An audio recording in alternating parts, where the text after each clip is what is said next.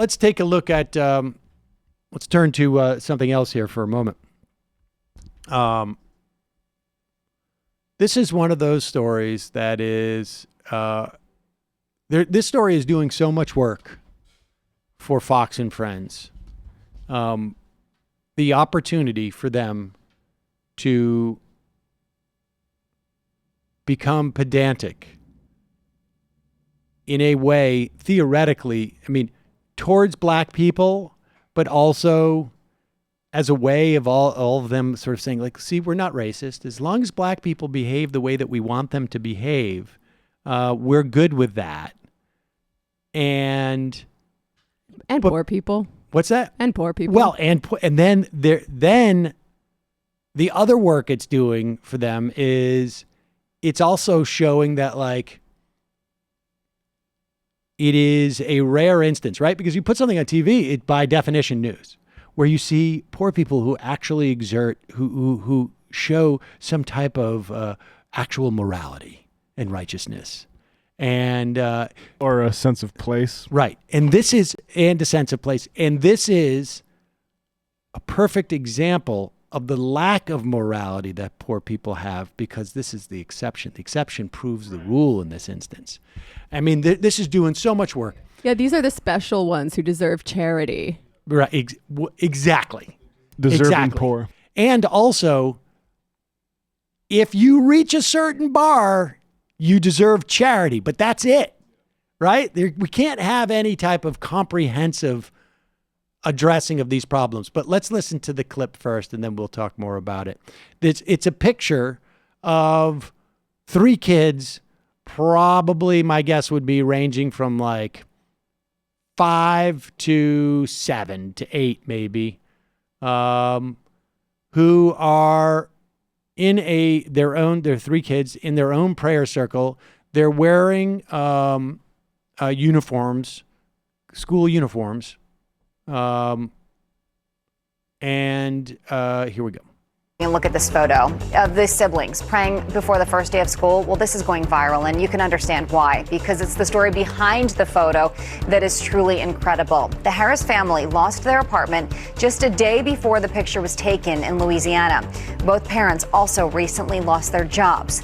Despite that, the family stays faithful and optimistic, saying, "We pray for everyone." A GoFundMe page is helping them get back on their feet. They lost their apartment, they lost their jobs, and their kids. Another family we need to have on the show. Bless their hearts. They lost their jobs and their apartment, and they're still teaching their kids to pray. Yep. That's so sweet. Puts life into perspective, yes, right? Go donate on their GoFundMe tough. page. I know. Those precious kids are all in their school uniforms. Well, you know what? Despite life circumstance, clearly they've parented kids with respect. I know. And that's the takeaway. Yeah, to acknowledge God in all things. Oh, my God. Yeah.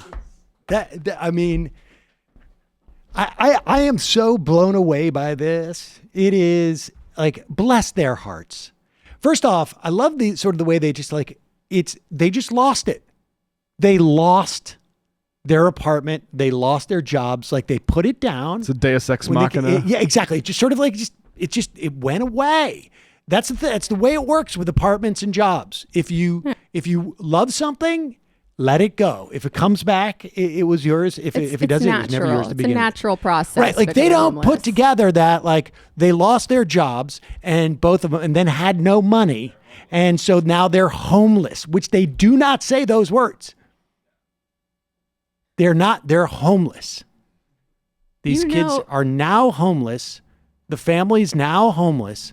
Bless their hearts. We've got to have them on the TV show. You know, she wanted to call them something other than kids, too.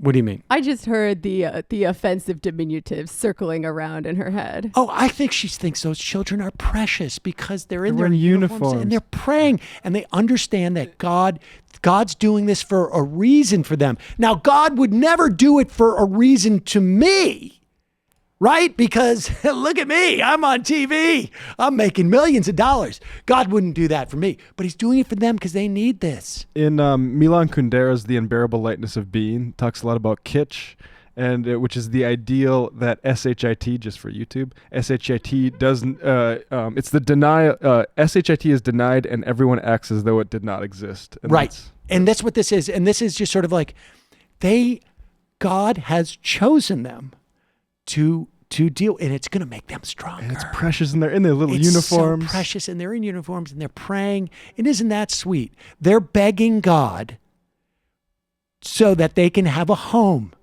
and probably food, because of course they now to be fair, you know what's amazing is they don't even put up the freaking link to the GoFundMe page. Yeah. But that aside, the idea, they're so deserving of charity.